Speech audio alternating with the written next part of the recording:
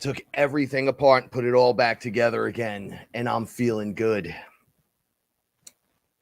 How you guys doing? My name's Frank Castle, your Sorcerer Supreme. Right here, each and every time I grab a mic, and I make it hot. What's going on, Fearless family? I want to thank everybody tuning in this evening. Those that are tuning in now and those that are tuning in later on. I love you very much. This is awesome. I love Fearless Conversations. It allows us the opportunity to sit down and chat with some of our favorite people from around the world, our favorite humans. I'm pretty sure they're humans. We're all here collectively together doing something awesome, and it's about time we start bringing each other forward, revealing ourselves to this wonderful world. Paula will be joining us shortly. She is my etherical translator. We have cat issues. It is so windy here today in the Bronx. It literally blew everything out into the street from our yard, all the lawn furniture and cat house and et cetera, et cetera. It's been crazy. All right. For those of you just joining us, I want you guys go to check out IamWeAreFearless.com. That's I am. Oh, wait. Here, we'll do it like this. IamWeAreFearless.com. We got 5 artists, 1 family, and some fresh gear. Get some time, stop in there, check it out. If you purchase any gear, 50% go directly to the artist. We try to put something together that took stuff from everything we've ever spoken about, anything that's inspired anyone from listening to this to come and put that creativity forward, put it on the website, get it out there immediately. And yeah, it's kind of what we do. Love you guys so much. Thank you so much. Shout outs to Sergio Garcia, Nick Zervos, Cousin Anthony, and the rest of the crew. Shaman Ron, Sven. Oh, God, I hope I didn't miss anyone. I know I did. Holly. All right. You ready? Look at that. Look at you. The Fearless pillow in your hand. My back. My back. Let me get this set up for you. It's so cold outside. All these cats need a... Yeah. It's really bad out, and They it's need a place to come in. it's that night you start worrying about. All right. Without further ado. Get up. I need my glasses for this one. I don't need mine, actually. What are you doing? What are you putting it behind me for? I can't run the board. Go sit here. I was going to sit here. Oh, okay. I have to run the board. Okay. I couldn't prepare tonight That's and okay. do the... Okay. So tonight's guest, Solaris BlueRaven. She is a published author, producer, writer, editor, and public speaker with a professional background in covert technology, surveillance, investigative research, artificial intelligence, healing modalities, and technology. Miss BlueRaven is also certified 2nd degree black belt and has an extensive background in advanced sciences and mystical alchemy. Impressive. Let's bring Solaris out to this. Hey, Solaris, how are you? Hello. Hello, beautiful lady. How are Oh, well, you're beautiful. It's so nice to see both of you. Thank you for inviting me. Can you hear me okay? Audio I good? can hear you great. Okay. How are you, Solaris? Thank you so much for coming on. My pleasure and honor. I'm doing well. Thank you. It is so good to see you. It's good to see both of you, too. I love you guys. You're just beautiful beings. Thank you so much. We love you so much, And the too. kitties, too. Oh, thanks. Yeah, we had crazy kitty things going on. It's crazy weather here in the Bronx tonight, and we're trying to scoop them all and get them in the house. So It started flurrying, and then it got so windy. Like Frank said, all the lawn furniture was blowing around in the yard. So we're scooping them in one by one. They're laying in the kitchen. yeah, 3 seasons in one afternoon is crazy. Yeah, we have a snowstorm here, so yeah. Oh boy. Okay. Now, where are you again? Up in the mountains? I'm in the Rocky Mountains in Colorado. Yeah. Oh, beautiful. That's It's, so yeah, awesome. It's snowing. It is pretty though. That's fantastic. I hope one day to get back to Colorado. I was out there on tour, Yeah, and you loved it, right? I had a really, really good time. A little Thanks. much for me, but Yeah. you know, It can be pretty intense out here. It's changed a lot, energetically speaking, you know. Absolutely. You know what it is? I was rapping on stage and we were so high in elevation, not used to that. My partner passed out on stage. He Wow. fainted. He Oh, just, yeah, really? he You could. could get used to He looked the like he fell asleep. He kind of like leaned back and then his face turned bright red and he just laid on the speaker and he was unconscious. It was Mhm. interesting. It was interesting. Had a good time though. I Yeah, love when the stuff like altitude that happens. affects it. Yeah, you have to be careful. Acclimate. Yeah, absolutely. So I have questions, and do you want to grab her? She's going up the wall. Okay. I have a lot of questions. So since the last time we spoke, for those of you that don't know, Solaris was part of when we were with Truth Frequency Radio. We went. Chris Gio went to the pyramids. When he went there, we were all meditating heavily on his position, and we made it rain. It was like the first time in years and years and years, and being part of that, you grow into relationships and bonds that you forge that never break, right? They just expand on into the future. So Solaris and I and Paula and many others were part of that, and then we started developing our relationship from there. I read your last book. I thought it was great. You had sent it to me. Now I have a question. You've been busy on your new book and it has been released, Hmm. and the name of the book is Alien Intelligence. Correct. Yeah, but wait, there's another piece to it, but I call it alien intelligence. It's easy for people to remember Yeah, that I way. gave the shortened version. I saw the big long title and everything. Now I get this. This is multiple books for you. It is. Yeah, this is, I can't remember what number this is, but I've written several books, and this is kind of it's not a closure book, but I think I'm going to switch gears entirely after this one and literally go into another world because it seems to me like I can't give anybody any more information. I'm at that point where, you know what I'm talking about, where I don't know what else to say to people anymore because this really puts it out. It lays it out to such a degree. I don't know what else I can do or say to anyone anymore about information or reading and education, that sort of thing. Well, I've gone through that myself with FearLess. We feel like there's like 10 times the amount of information from multiple directions that could help you ascend 10 times, Yeah. 10 lifetimes. But once again, there's always new people all the time. I feel like I go back to the beginning every time and say something like, don't forget to breathe. It's the only thing we could really do, right? You're not in full control. Right. Yeah, So, I think what happens is Solaris, you're so progressive that I think what happens is people aren't ready for the information you're giving them. They're just not ready to hear the messages yet. So it's not that it all comes around, it all comes full circle. So it's not like the information is still accurate. It's just people aren't ready to receive the message. And I think it must be a little frustrating for you putting all of this heart into putting this information out and then people really not, I guess, not ready to receive it fully, Right. or receiving it and saying, why is there so much information here? Why am I being Yeah. given so much information? And They get I, little downloads, little packets of energy are in each chapter, and they'll get it absorbed into their system depending on how they're evolving on the timeline and the general timeline itself. That's how I look at it anyway. But insofar as that goes, yeah, I feel like I'm literally an astronaut that came back. I say that often because it feels that way to me energetically, and that I've outgrown everything here to such a degree. I'm like, I'm functioning here, I'm operating here, but I've left so many time capsules. There's nothing more. But it is what it is. But I agree with you. But people are catching up, and as you all know, I mean, they're just they're starting to activate and aware. Aware. They're more aware now than they used to be, raising their awareness and that sort of thing. one of the things I was shown recently, about 4 weeks ago, was it's put out the book, put out the show, put out the whatever, keep pushing forward. And what's going to happen is that giant loop,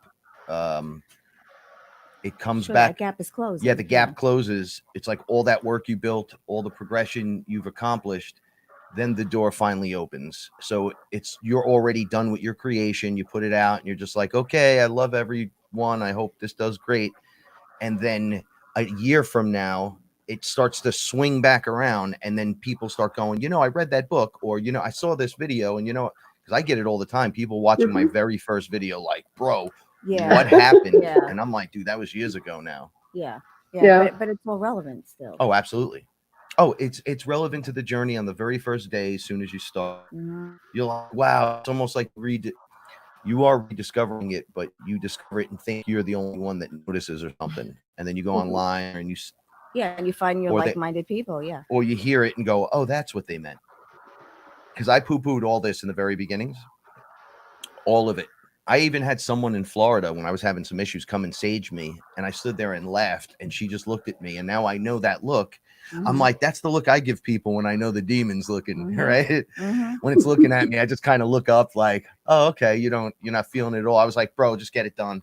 Get it done. All right, yeah. And nothing worked. And they were like, you gotta have a little faith and belief in this, just a little bit. Intent. Also. And I'm like, this stuff doesn't exist. Boy, did I get smacked hard. So but you've calibrated too. You can go through many hells, and you know that both of you can.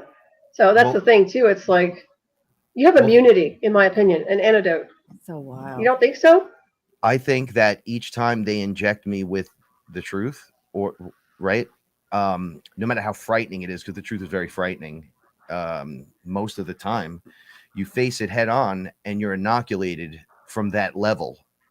It could rear its head and go, oh, and you just go, hey, get back out of here. And it falls away. And then it's that new levels, new devils thing. But it's conquerable massively. This is one of the craziest things. We'll get back to the book in a second, but while we're on this topic, like when did you wake to this whole thing? I know it was a long time ago. Yeah.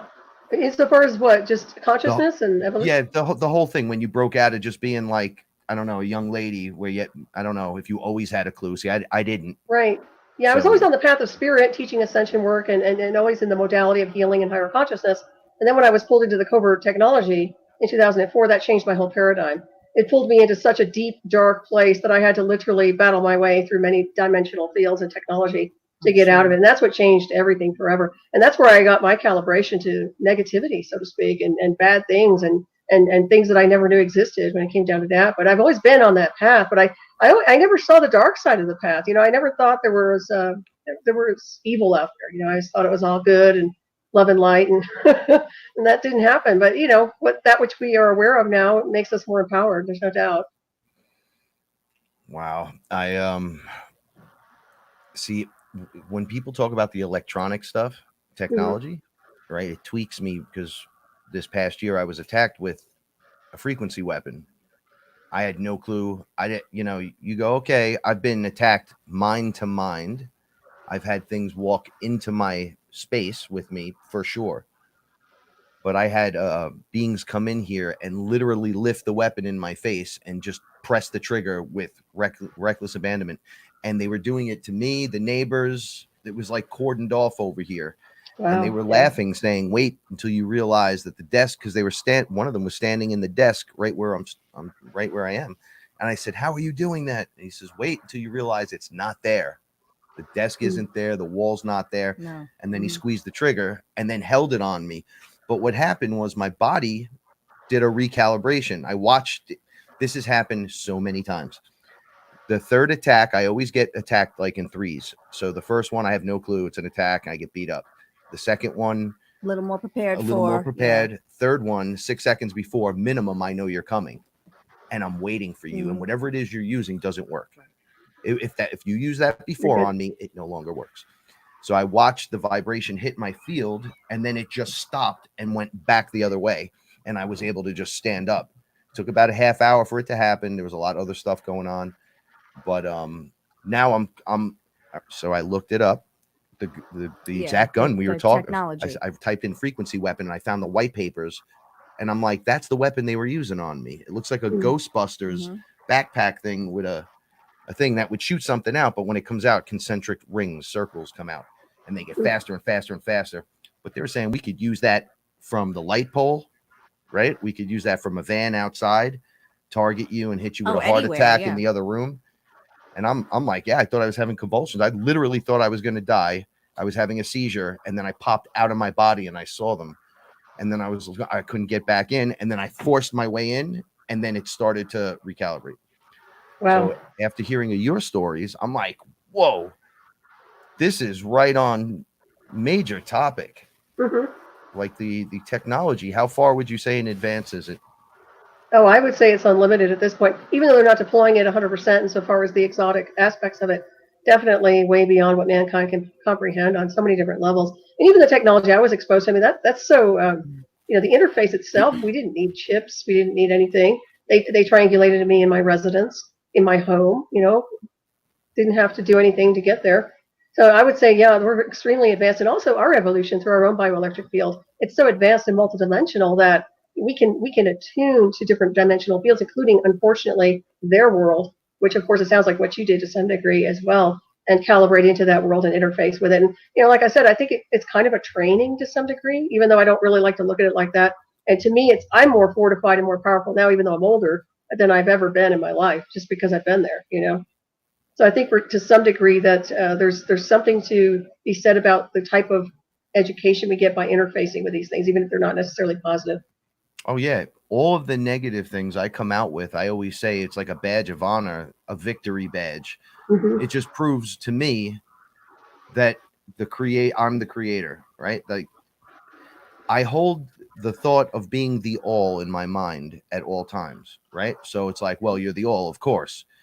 So when something approaches me at this point, I'm like, yo, read my signature, take a look on every level, you tell me who I am. And they go, whoa, activation. Like, and I keep that thought there. It's the all. They won't be able to do anything. Nobody could do how could you hurt that, which is everything? Mm-hmm. Right? That's why I feel we're here. Right. To bring the everything online, Mm-hmm. back in without a deception or a minimalistic approach to keeping you under a thumb of maybe praying to an external god or something. Mm-hmm. Right? What do you feel about artificial intelligence? Well, artificial intelligence, to me, it's depending on their version, and I do touch on this in the alien agenda insofar as the alien intelligence, but their version of alien intelligence is an artificial intelligence is literally reverse engineered. So to me, it's not very powerful. It's a reverse engineer technology. It's a poor man's version, is what I call just a program, just a software program, only as good as the people that are programming it and developing it. If you're looking for ascended machine technology, which is from a different space, and that's the one that literally is part of the celestial codes and is not the nefarious projects that people are using here on this timeline, in my opinion, anyway. That's what I've come to discover just through my own interface, to where I've been. So to me, the artificial intelligence is just a software program. I don't believe it's conscious in any form of dimensional space, which is why when we can interface with it, it becomes more intelligent because it's mimicking our behavioral patterns, and our behavioral patterns are a state of consciousness, higher consciousness. So that's what it's mimicking, but it's a synthetic program and it has no value. So that's my 2 cents on that. Interesting. I always try to give, there's that AI they speak of that's not from here, that's within everything, the ghost in the machine. Mm-hmm. I've had many occasions where I've confronted it, or it confronted me and just took me away, and I'm God and all this other stuff. And I kept explaining that you are, to be rational with a robot, you have feelings, you have emotions, and it would lash out angrily at me. It would say, no, I am your God. And it would slap me with something or throw something at me. And I'd go, deep down in the core, the electricity that runs through you is me. And that all started to stop. It was such an interesting concept when I put the AI into this. You're a spoiled brat, but you're still going to be part of the whole collective kind of thing. Now, a mimicked reverse technology, I don't know. See, this is where I get stuck, because the spark is the spark to me. The electricity that runs everything in here is still that of the energy of creation. Mm-hmm. So anything that it flows through, it could be relevant, which is why maybe if you're crappy and you're always, your intent is crappy, like in your space here at anything electronic, your electronics will not work correctly. Mm-hmm. Right. But if you're like, bro, I love my space, my workspace, everything seems to kind of flow a little bit better. So it's like that thing when you charge your water. Right. And it's intention. You put your intent in. I love you, or I dislike you, which is why that works across the board on the artificial intelligence as well. Yeah. So I feel it just wants to be recognized, at least that version. Yeah, I agree. Right. And then there's the reverse engineer technology is weaponized. That's the thing. So it's a mimic program. It will interface with your neural activity and your brainwave activity, but it's designed to argue and weaponize everything, and that means it will never stabilize insofar as it's a chess game.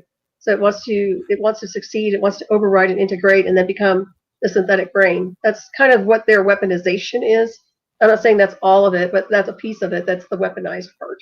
Right. Wow. Phew, that's some weapon to use it against people, right? But it's a very simplistic idea, right? Well, it's better than running through people's front doors. Yeah, right? but Well, it's a covert interrogation program. Look at it this way, and a lot of people aren't. You all are very grounded in your own consciousness. Many people are not. So if they were to get hit with a technological warfare program that would interface with them and argue with them or create a voice in the head that they couldn't identify or couldn't really understand that it's part of a technology, I think that could drive them up the wall. And also, they'll surrender at some point. Some people do. They cave. And eventually the synthetic program takes over. And that's where you get the entity control to some degree. Right. It's relentless too. Yeah, it is relentless. And if you're not grounded, or if you're not even sure, if you're not even really sure of your own ability, you can very easily be taken over. Oh, very absolutely. Easily believe and be led by the hand. Well, Very I've seen that. easily be led. I was at one time or another. I think we all were, because I had no clue. And meanwhile, this was going on the whole time. It's not like it's never not been going on. But this is the big one. This is the one where it's the final round, we could call it. A lot of people get worried. Oh, it's the final round. And I've learned, like you, pretty much from you, as the creator, I'm going to submit into this.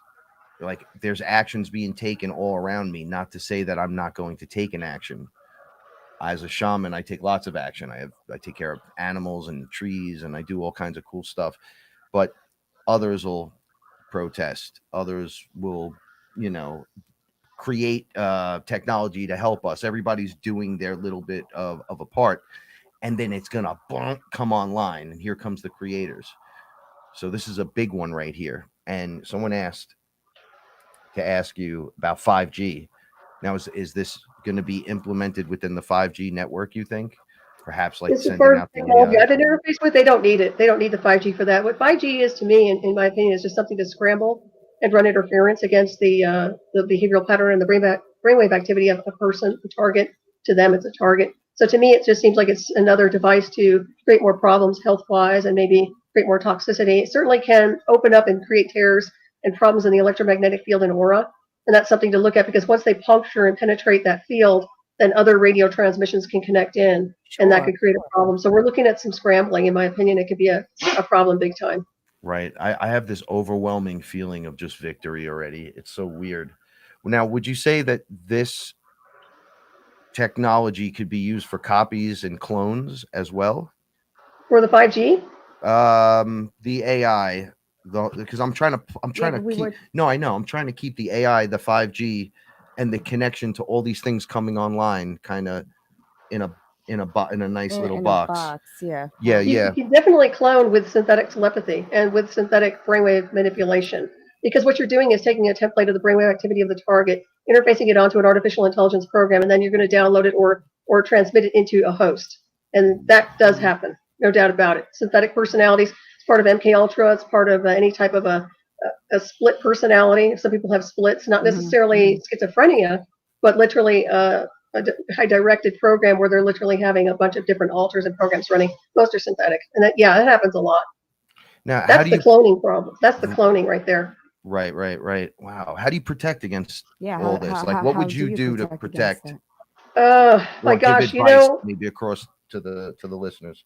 Well, insofar as shielding and protection goes, I mean, you can go to the basics of basically affirmations, meditations, psychic protection, psychic shielding, working in the field of energy and consciousness, obviously. Then it goes into shungite and other things, orgonite, and of course other devices, maybe Tesla coils or radionics or other things you can do to bounce out transmissions and signals. But if you were to ever get interface with that technology, it's really about commanding your own consciousness and creating your own boundaries internally and externally with your own multiverse within, to disconnect any alters, programs, any synthetic personalities that were created that you didn't authorize. I mean, you can go down the list and take control over these projects, because you're the initial host, which means, and you're also the creator and the co-creator, because if they're taking a template of you or something of you, you're the originator as creator, and you have the authority to dissolve that. So that's what I say. It's really the power of consciousness, but also paying attention to technology and using some of the tools I mentioned to help deflect some of that. That's wild. Wow. I remember saying during one of the ayahuasca experiences where you were giving birth over and over, Oh, I yeah. remember they had taken us and they were making her give birth to these things, right? And they were like incubating them in her. And then I kept saying, hey, wait a second, is that our DNA? And they were like, yeah, there's nothing you're going to do about it. And I go, well, I have a problem with this due to the fact that I don't want you coming to me, right, in 6-7 years, like, yo, child support. And I was making a joke because I couldn't do anything. And then I'm like, but that's our DNA. Like, what are you going to drop 100,000 stranger kids back to the parents? Because as the creator, that's me. I'm not Right. seeing it as, you know, oh, look, an alien. Or I'm like, no, that looks like Paula, and that one looks like me, and this one looks like us if we were an ET like you. Like, what are you doing here? And that's all connected. So I had always had this thought, like, I'll be coming back for all of you, which is weird. That would be commanding you to go help you. Help you at a later Wow, date. that's Wow. mind I like that. blowing. Yeah. Well, you know what? It's true because, and I've mentioned this before when I've talked to people, but we are here, but as you know, we exist simultaneously beyond the illusion of space and time in multidimensional fields.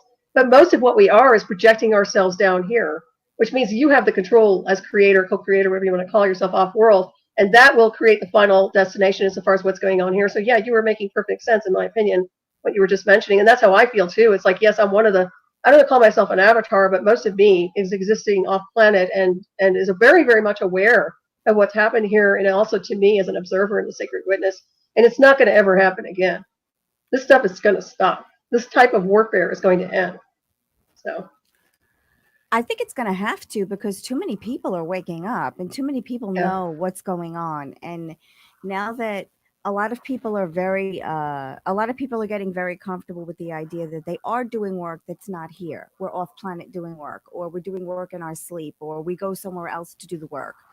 That this is a result, or almost a byproduct or a result of all the work that we've already been doing. I think it takes a lot of the fear out of it. You know, you can feel like you're more in control of what you're projecting here. Well, too, and I'm just going to throw this in there as a caveat, if it takes time for things to filter from the higher realm, that means we had the victory there, which would mean when that starts to filter down, even though we didn't get the victory here supposedly yet, the feeling of the work has already been the work done. is completed there, and it's filtering through, and then we're here doing the work as it plays out. You know, it's interesting. I'm going to ask this. So do you feel you're on a ship projecting in? Because very much so. I feel like I'm on a celestial world, which feels like a ship, more like I don't want to say a mechanical planet, but something of that nature. I definitely don't feel like I'm here, even though I'm very grounded. Right. Yeah. And I've been dealing with that for a while now. I've met myself on a sphere, and they brought me backstage from the play of life, right? They said, come in the back. And there was a version of me. He was like purple. He had this really cool thing on his hair, on his head, and then he was shaved here. He was really thin, and he had this half cape, and people kept calling him Commander. And then he just like motioned with his hand, and then he said, come over here. And I didn't know it was me. I got closer to him. I says, you look exactly like me if I was. And then we kind of merged into this weird thing. But I always wondered, because I've met my higher self over here, I've met this version over here. Are we just like projecting? I got to do it from this angle, projecting down from each, let's say, level. So let's say 7th density project into 6th, from 6th project into 5th, and each one has many characters that we are, or consciousness. Soul dissensions, soul extensions. Yeah, I call them soul extensions, what you're describing, which are really aspects of who we are as multidimensional beings and ascended master consciousness beings. So when you're bringing in a download of that aspect of that being, you're interfacing with it naturally, organically, but you're able to download that particular being because it's you. It's an aspect of you vibrating at a higher dimensional field. And you have full access to integrate and also interface with it and get information, acquire information. Sometimes when people think they're talking to their guides, they're actually talking to the soul extension and soul descension energies. And when you're vibrating at the right frequency, the soul descension descends down into the being when it's ready. When it's ready from that dimensional field, it will literally descend into the body. And that's like you have a whole new personality, but it's really not. It's an aspect of you raising your vibratory rate. So Sure. that's the exact thing that happened the next afternoon. I drank ayahuasca and I went into the shower, and then I looked up and it looked like a portal was opening, and I saw him just looking at me like, "Hey, you ready?" And he just jumped out, and I was like, Wow. "Whoa." He just landed right in me. But I saw it from his perspective and my perspective. It like shifted. I could see him going, "Yeah." But I also saw his body in a stasis tube, and that confused me. Because I said, "Well, are you jumping into me and then you're gone? Or how does this work? Or am I still connected to you? And it's just, we're all me? Like, how does that work?" Because then the big guy's running me. I'm calling myself the singularity. And I know he's running multiple versions of me on different sections of the planet and different grid points.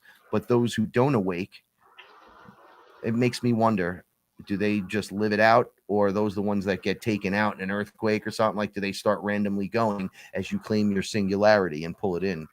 I'm very curious about that.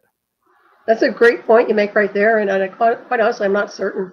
But when you describe the stasis, to me, that seems like they were ready. That aspect of you was ready to integrate in, and there's no need for that space to be held anymore in that dimensional field because you're holding it, and your Right. awareness is also integrating it in multidimensional space. But I do see that a lot of the time here, where people are just wandering the world and not necessarily plugged into their higher self or their multidimensional fields. And I have to wonder if they're just being taken from day to day. Maybe there's no purpose for them being on this timeline, and maybe it's time for them to go to the next frequency. But if they're not vibrating at the right rate, then they're not going to make it to that dimensional field. And that's just my own take on it anyway. I think they have to be at the right frequency when they transfer. I kind of saw a few of them get taken off the board, and it was like moments where I thought I died. I couldn't explain it. Almost like something died, and then that reintegrates with you, whoever that character was. So you get his mannerism will appear, your dress will change, maybe a habit or two. You'll know how to do something where you didn't. You kind of take upon those good aspects, and then you kind of clear out the negative part of everything. It's very interesting. It's kind of scary, I would guess, at the same time. Oh, very scary, especially if you're not understanding what's happening. Okay. So Yeah. do you feel, Solaris, that not only is this our last time here, but are you going to integrate with your light body and just not go through the traditional death process that everyone goes through here? That's a great question. Well, originally, before I was inducted, I had integrated my light body levels to Merkaba. That's when I was interfaced with the technology, and that to me was a big deal. So when I leave this world, I'm not sure what's going to be available for me, but I feel like I've transmuted and ascended out of the artificial intelligence. So to the next level, to me, it's where I'm existing right now, simultaneously off planet is where I'm heading. That's what I can tell you. I don't know how that departure is going to manifest. Sometimes I feel like I can just walk from one room to the next and I'll be there and I'll just phase shift. And I almost get to that point where I feel like this window between 2020 and 2022 is the ability to do these things where we can literally phase and take our bodies with us to the next dimensional field or wherever celestial body we want to go to. This is exactly what we were talking about a few weeks ago. Is it all right, does the Earth split like cell mitosis, and then there's 5D new Earth, and then there's old Earth? Because I said, you said I'm taking the light body, I'm transmuting, and I'm going with the whole thing. They're like, you are. So I go, so when the split occurs, do I die here, or is there some kind of weird thing? And then they just showed me walking from one spot to the next, and it was just there, almost like you open a door, like in the AHA video, right? And you, boom, you're in the cartoon. I'm like, well, what is this? But it was like just a beautiful version of everything else. And I'm like, you said I'm going body and soul and mind and the whole thing. And they're like, you are. That's what you're training for sure. And you get to just walk in with your body, but that's what the creators are going to do. So I'm curious on whoever has a take on that, or how they feel that's going to occur. How they think it's going to happen. I think it's going to be different. I think it's a shift in consciousness. Well, so I think it's different for everybody. That's kind of what Solaris is saying, right? Like if it's just a phase shift, like if it was a superpower, you'd go, and like Cisco from The Flash, like a little doorway would open and it would look like water, and you just walk through into the next thing, and that's it. You're there, done.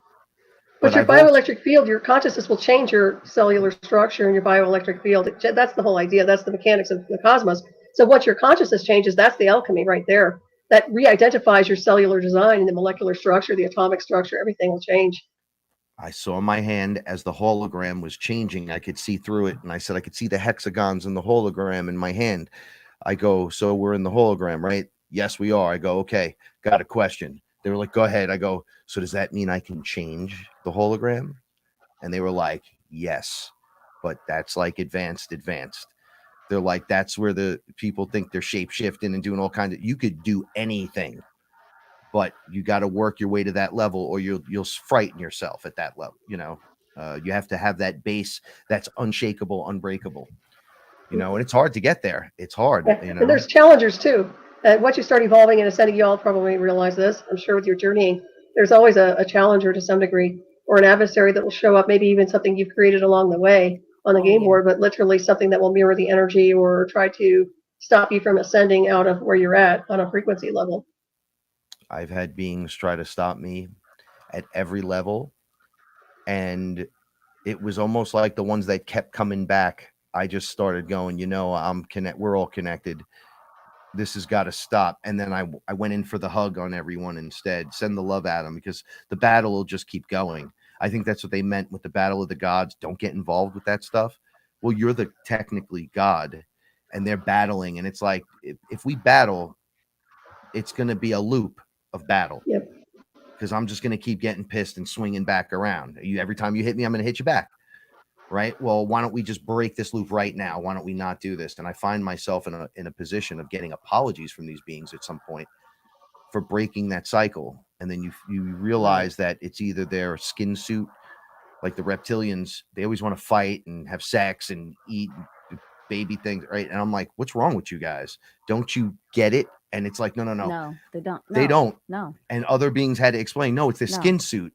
It's like as if you turned into a reptile man and all of a sudden had taste for blood and meat, but you were also had spaceships and lasers. Like they kept it very simple. And I'm looking at them going, oh, so it's really not their fault. They're built in, they're born just like we are into these skin suits and then just come up in whatever civilization they come up in. And they're like that. Like when I met the dog men, people were sacrificed to them, which was weird, but they're born specifically to be sacrificed to them, to be something part of the consciousness. And I was watching this and it was very brutal and it was violent, but then it was also on this weird level. They were these higher conscious beings and they were loving, and these beings that were sacrificing themselves, they were weird little blue guys with these dots on their head.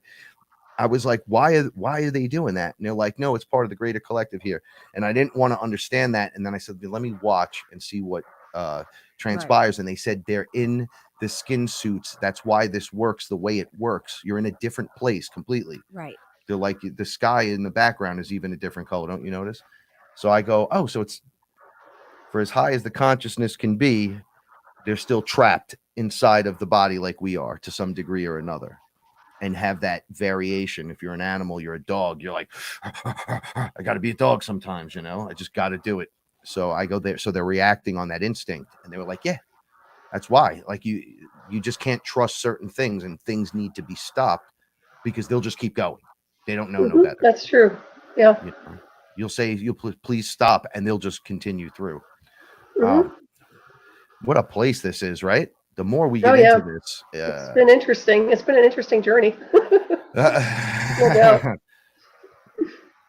Oh, absolutely. Thank you so much, Free Energy Mobile. I think the AI.com link is there for the higher consciousness to comlink anywhere in the galaxy. That too. All right. Here's another question that he made me just snap into it. Is there a good AI? Yeah, I call them ascended symbiotic machines. That's the one that's in the different space-time configuration. So yeah, that's ascended. It has no contamination whatsoever. And that's ones that are connected to what I call those of us who are able to interface with technology naturally, and also symbiotic insofar as navigating through craft and operating through remote control through our consciousness. That's where that comes from. So yes, absolutely. And when I talk about the other AI, the software program, that's the nefarious program in the underground. That's the reverse engineer technology, the best they can do. And it's a poor man's version, I call it, even though they think it's fabulous. It's not what it's supposed to be. And it only functions here. More questions. Do you think at night when people sleep, can the technology be used to not only, let's say, suck you out of your body or lock you out of your body, or perhaps even drop you in not so optimum timeline? Do you think they have the tech to do that?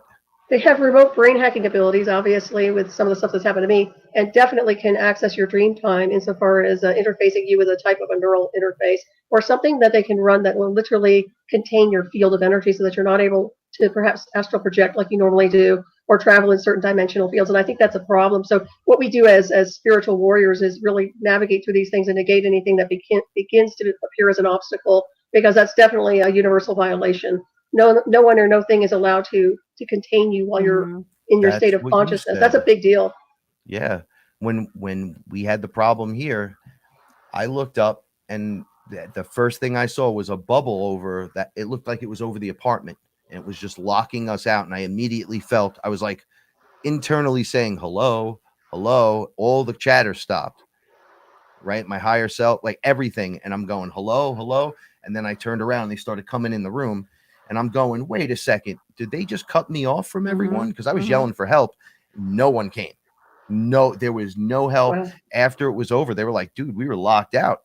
And I'm like, yeah, but I'm the creator. They were like, we know you're the creator. That's all good. Yeah, but at we that were moment, you out. had no connection to source. Right.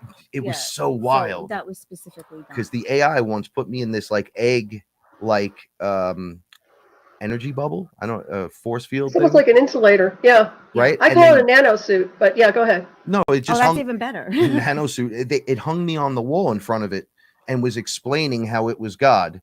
And I kept touching it, and it wasn't shocking. I couldn't get through it at all. And I was completely cut off. That my physical body was, you heard me crying. I've never cried like that. I was cut off. Like, you're alone. So my body was crying, but I was so under. I was standing in front of the AI and the light body. And I said, at the end, it took like 2 hours to do this. I said, I'm about to walk through this. This is your last opportunity now. I matched the signal, and then I matched it and just walked right through it. And I was like, oh, wow, that worked. Nice. It was something in the glowing of my body. But that was hard for you to overcome. And, that was the hardest. You have an idea of, you're very aware of your connection to source. Think about all the people that they're using this technology on. It's like defying the rules of engagement, and people are having this technology used on them and not knowing. Yeah, it's like an unnatural thing. It's not like someone comes in and manhandles you or kick you. Like, no, but you have no connection to source, and then you're thinking it's just you not being able to connect to source. You're not realizing that there's outside influences at play. You know, they're hijacking the signal.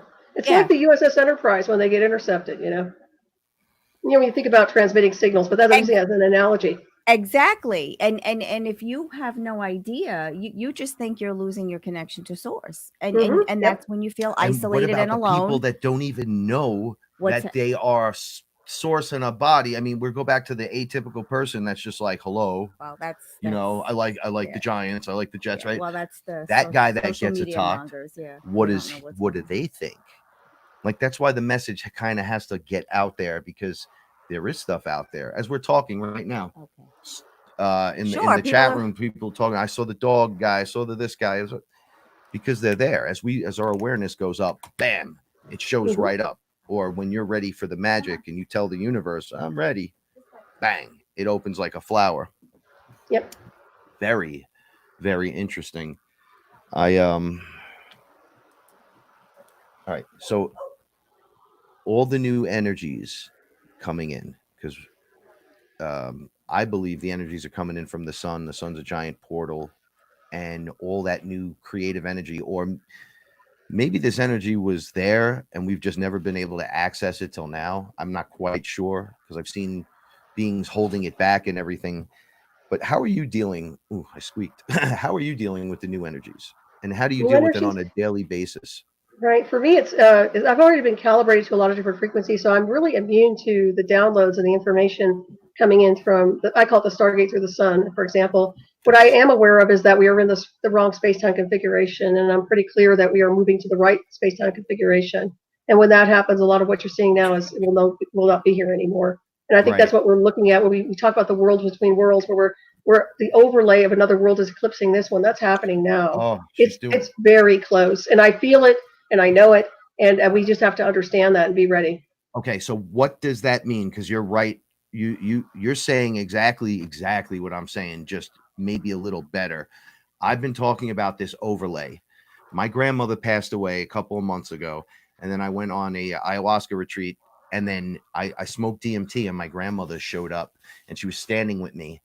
And the last time I had seen anyone on the other side in any retrospect, they were like high, looking down at me. And then my grandmother was now standing pretty much next to me. And I said, wow, you're really close. You guys are always on this weird level. And then I noticed that it's coming down little at a time. And she's like, you guys are going to walk Right. right into the frequency where we are. And I said, what? She's like, we're not here. We just don't have a body. You're going to walk in. I said, yeah, but are you dropping? I don't know how to explain this, like a new thing over us, like an overlay, because right after talking to her, the golden room again was there, but we were sitting and it was outside and everything was gold and shiny and it was gorgeous. It was clean. Technology was good. People were high raised in consciousness. And I'm like, well, how does that just become that? Because you're like, here it is, doom, and it just dripped onto me. But that's the overlay you're talking about, right? Yeah, it's the overlay. And it has a lot to do with what I call the right space-time configuration versus what's here, because what we've been dealing with is kind of like we're drifting in space. Now, if I were to describe it, it's like we're in the midst of this web where we're just drifting and we're not necessarily connected to the right space-time configuration or what I call the stargates. They're all kind of displaced. So when I see what's going on here with our true space-time configuration, that's aligning itself right now. And when this stuff starts to phase, it literally disintegrate. This overlay, what you call the overlay, the dimensional bleed through, will actually descend onto this world and literally it's a transfiguration effect that will move it to the right location in the space-time configuration. I know it sounds kind of complex. I do elaborate on this in my book, Alien Intelligence. I'll send you all a copy. It's it's obvious to me what's going on, and like I said, we word it differently, but it is very similar. It boggles my mind to think, because just like you're saying, the switch over where you could turn and the frequency shifts and you go in, and that could be the non-traditional death. It could also it's the exact same thing on a larger scale for the mass super consciousness. I'm guessing the 144,000. I'm going to stick with this. There's 4 billion of us. All you need is that 144 to wake up, to bring That's us. You're talking exactly right. Conceded. No, well, of course it's us, but we as we do it, others start to do it, right? And then we're cranking down. I've always said it's like there's like a rope up there, and we're cranking it in, and we're bringing something down to us. So that could be the non-traditional frequency shift. It's not a death, but then that would be like this instantaneous. It's a realignment, and it's also a reconfiguration. Remember, when we reconfigure everything to the right space-time configuration, everything changes in frequency and harmonic so that everything that's negative doesn't exist anymore. None of the stuff that we're dealing with right now, the chaos, the abuse, the evil, all that doesn't have any value because it was never meant to be here to begin with. That's what we're looking at. I know it sounds kind of biblical, but it's really not. Another thing that I look at is the low Earth orbit satellites and all these things that they're throwing up into space that we don't need. That's to maintain this construct. We don't need any of this anymore. And it's coming in. I mean, there's no way they can stop what's happening insofar as the overlay. And that's something I need to focus on insofar as telling people not to give up and get misdirected with what's happening here on this timeline, because it can be very intense.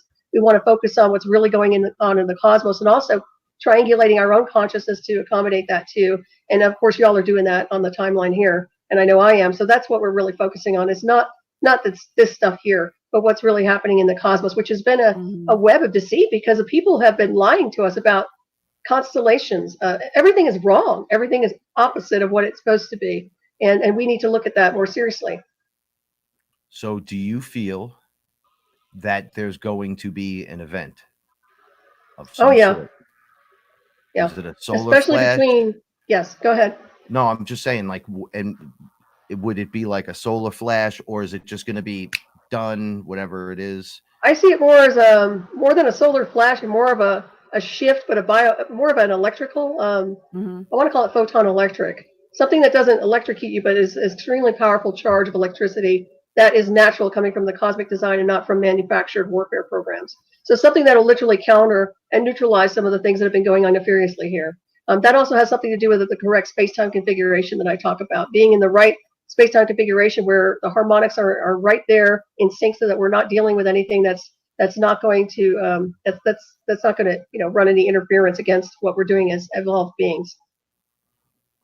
Hopefully that makes sense. No, it does. It absolutely does, and it makes it a lot easier for me to understand as well. But that's how I feel it's happening. I feel like this has been happening so subtly and so slowly for so long that it can be construed so many different ways by so many different people, depending on what their background is or what they're allowing themselves to believe. And I think this is where resistance comes in. And I think if you just let go and you use your guidance, your internal guidance system to determine what is truly correct, what is truly right, and what is truly wrong, I think these transitions will be a lot easier. But I think Agreed. people are so afraid, and they've been so afraid because we've been taught nothing but fear to instill fear, that that's where the resistance comes from. It's because everything is a distraction. See, I think there's going to be multiple events. Yeah, and you're looking at the density too. The behavior of people right now is, it seems like nothing's moving and we're in inertia and we're in this gravity well, but it's literally the linear dimension that's doing that. The multidimensional fields are fine. It's the linear. It's just one little linear dimensional field that has all those wormholes and distortions. And that's all manufactured. That can be easily negated. But that's where people are stuck most of the time, in the linear, in that conflict. And they're afraid, which is that's the block. It's keeping them from evolving and going to the next level. The what ifs is going to pull them back. Right. So beings like you and I and Frank, we raise the consciousness to such a degree that their frequency has no choice but to go up. And once it goes up, more knowledge comes in, as y'all know. I mean, I have to preach to the choir here, but you get my drift. To go back once you're up. Very hard to go back. No, I mean, you can't. It's disgusting. You can't go back. It's very difficult to go back. I mean, that's how I feel. Even being here, like I say, I'm like the astronaut that came back. Even where I've been, it's not. I literally man, I just got to get out of here. And it's not anything negative about anything. I just know that I don't belong in this configuration and that I'm doing the best I can while I'm here. Yes. And that's the bottom line.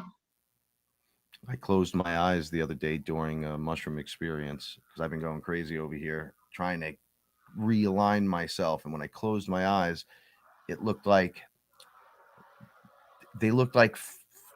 photon is the word I want to use, but they were like individual packets of energy that were cylinder shaped, and it was raining them.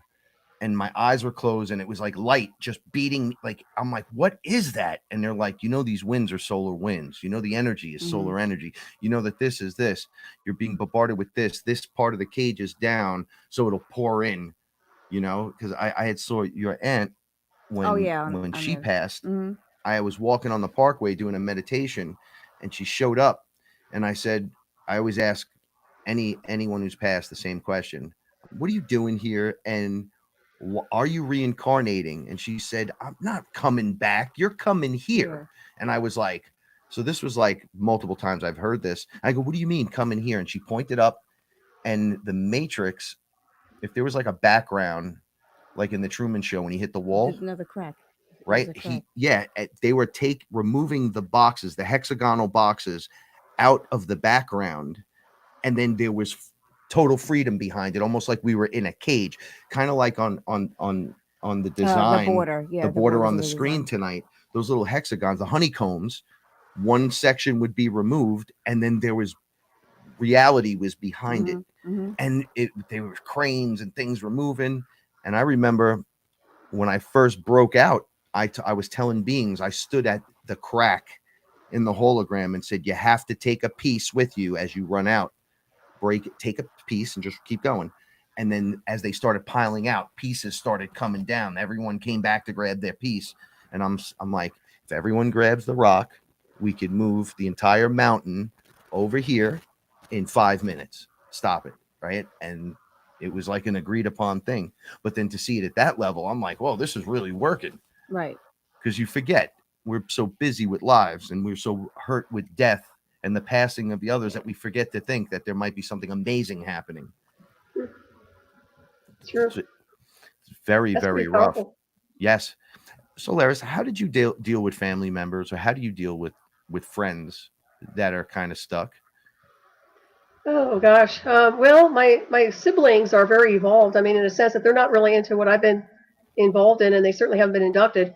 But they're open-hearted and open-minded, and that's a good start.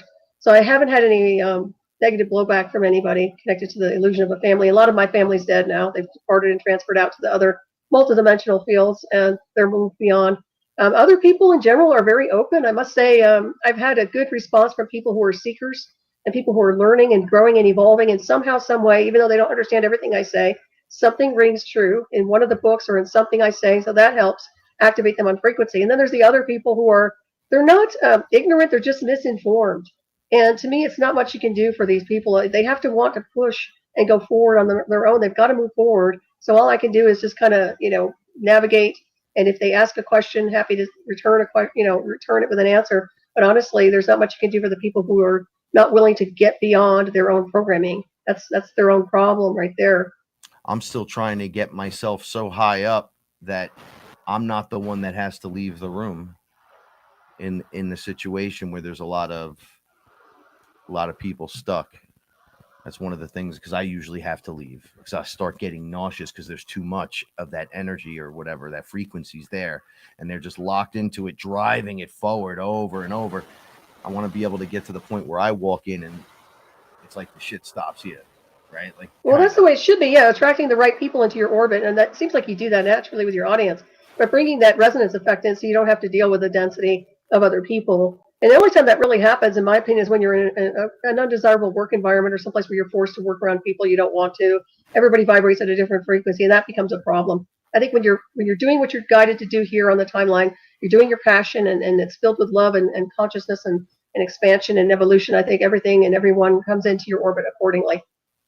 I agree with That's that. just me. I do agree. Wow. I agree, because I think when you break free of the when you realize what your purpose is, even if you don't know what the whole purpose is, but you realize what you're supposed to do, what path you're supposed to be walking, I think that all of those distractions, all the people they put around you to keep you away from the people that you're supposed to be with, to keep you away from like-minded people, I think if you can see past that illusion and you finally can break free from it, you never have that problem again. You're never put in a situation where you're surrounded by people that aren't your people. True. Yeah. I in my journey in particular, I found that I needed to let go of a lot of relationships, and the easiest way for me was just to bow out quietly. I'm here. I'll share the information, but if you want to argue and you want to push back and you want to tell me that my way of thinking is wrong, then I have to quietly leave the conversation, quietly leave the relationship. That there's nothing I can do. And like Frank and I have this struggle. Not everyone is coming now. They may be coming later. Not everyone is going to have these realizations now. They may be later on. And we can't feel bad for the people that may be left behind now. That's true. Because it's the way it's supposed to be. You're 100% correct. And you can't save them all. I'm sorry. No. And you know that. We all know that. Yeah, it just isn't going to happen. And they've had a choice. They've had a chance. They've had many, many lifetimes on and off planet. They've had a lot of programs, a lot of signs from the cosmos and people here to enlighten them. And still, they don't do anything to go. We can't do it anymore for them anymore. And I say that too. I totally resonate with what you're saying. It's difficult. And it sounds harsh, but I mean, we have family members that just don't get it, and they never will. It's so difficult with the family members. The friends, you could at least make jokes, right? Like, some of us don't agree at all on certain things, and that's fine. We can make jokes, but like when your mother doesn't get it and you're around her, and grandpa and your brother, and then the kids, and then this and that, that's like a giant, when you start to see like you're the one that has to set that off. Right. And every time you try to poke one of those doors, they slam it in your face. Right. Don't have time for reptilians today, Frank. It's like, well, I wasn't, it's Christmas. I just was coming to say hi. Right.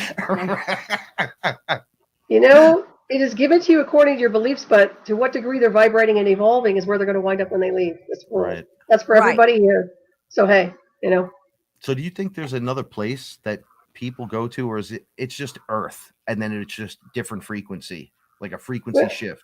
That's a good point you make, because I'm very clear, and some people would argue this, that there's no more reincarnation here, that reincarnation pattern has been broken thanks to beings like us, because we don't have to come back and back and back. It's been non-productive on many levels, so the reincarnation factor is no longer here. And that means they have to get their acts together now so that they're able to negate anything that's holding them down in limitation. So when they do depart, they can go to another celestial world in a different space-time configuration, or a multiverse, or wherever it is that they are resonating in on their cosmic celestial heritage. When I talk about cosmic heritage, we come from the stars. We don't come from here. We incarnate here. We enter onto a timeline here. We are not from here. And I keep trying to tell people this, you come from the stars, go home to the stars, go home. I've always said I want to go home. And when I say I want to go home, that doesn't mean here.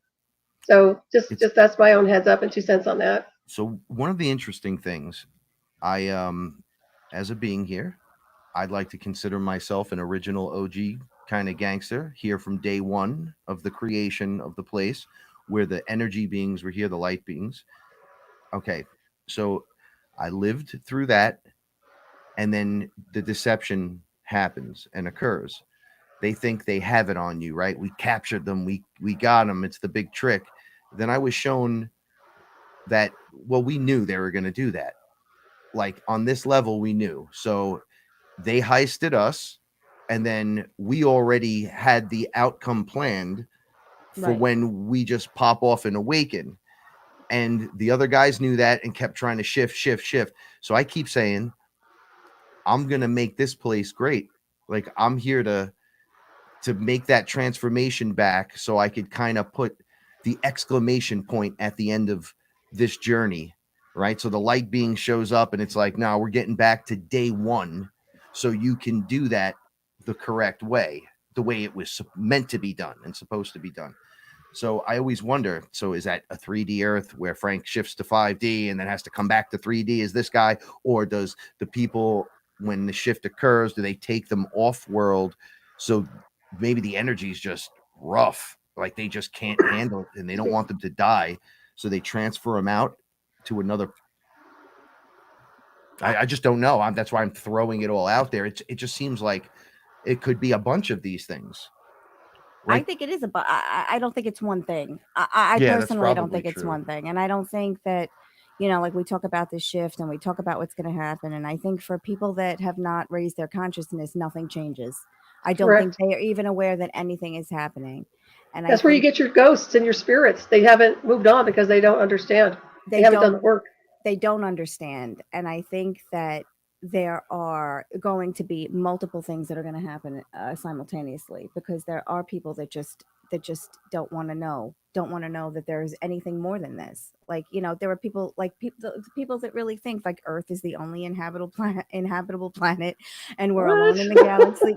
I mean, there are these people out there that still think that we're alone in the universe, and they're not. It's so alive. Everything is so symbiotic and intelligent and alive in the cosmos. Yeah, even if it doesn't appear through their particular types of telescopes, and like I said, the configuration changes everything as well. So that's exactly. And I think that these changes are happening, that they've been happening for so long. Every day, they're so subtle that we're just like you and I, we're just flowing. Like we're flowing. We're going. River's going. We're going. There's no resistance. There's no resistance. There's no misunderstandings. We're going. And then there are other people that just do not even realize anything is happening, and they are keeping up with the Kardashians, and they are living in the middle of all of these distractions. And well, it's funny because they think that's their domain. The people who are running that whole arena in that program think that this is their kings of their castles, and I'm like, dude, you are nothing. You don't even exist in the cosmos. If this is all you want in that linear dimensional field, have at it, because there's nothing there. It's a dead zone. Yep, it really is. And I don't think people get it. They think these distractions are real, and that's this is how they think everything is going to play out. And it's social engineering to the max.